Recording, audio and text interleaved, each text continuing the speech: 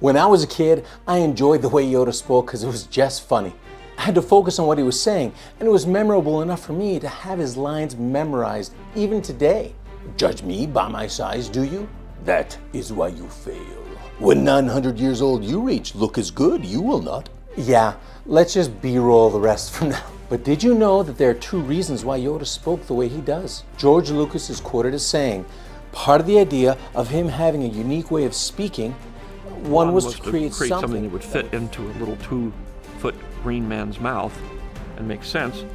Whatever that means. But the other one is, by doing it backwards and everything, it made the dialogue more compelling because you had to figure out what he was saying. He's also said, I didn't want to go through the whole movie where everybody is reading subtitles. It has a lot of dialogue. So I had to come up with a language that was alien, but understandable. So I reversed everything around. But the language was designed so you had to focus on the boring philosophical lessons. Not bad for a character that George Lucas originally named Buffy. Yes, Buffy.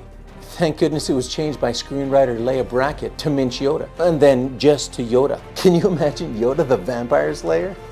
Yet, there was one quote that stuck with me my whole life. A quote that has helped me when I face hardships and wanting to quit. Some of you may already know this, but for the rest, this phrase meant so much to me that I use it today even to help my sons with things. Empire Strikes Back, arguably the best Star Wars movie, also has some of the best lines of any movie.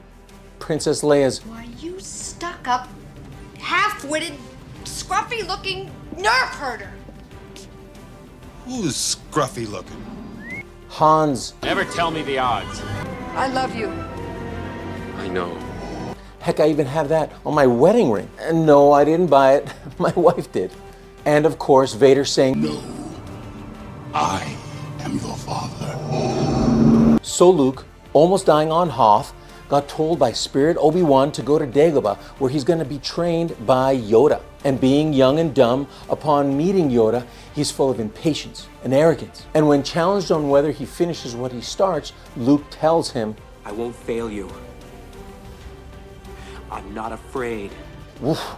In one of the many trainings that Yoda has Luke doing, Luke's balancing himself, moving stones around while Yoda's perched on his leg. All's going well until R2 starts freaking out as the X-Wing starts sinking into the bog. Frustration and doubt wrap Luke, leading him to say, We'll never get it out now. Yoda, who's trying to teach Luke the importance of believing in the Force, believing in himself, and his ability to use the Force, calls him out, saying, You must unlearn what you have learned.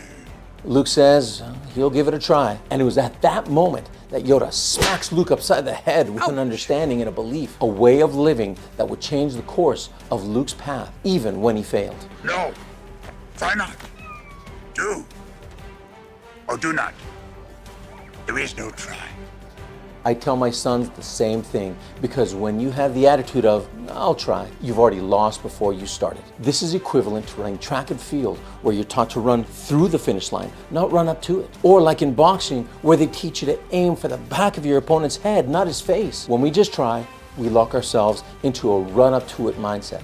I just hit their face thinking. But when we say, I'll do it, we're giving ourselves the belief that we can and will succeed. I tell my sons to talk confidently about what they're gonna do, with a belief in themselves that they can. And if they fail, they can honestly say they tried their best. And if they succeed, it's because they believed in themselves that they can do it before they even start. Thanks, Yoda.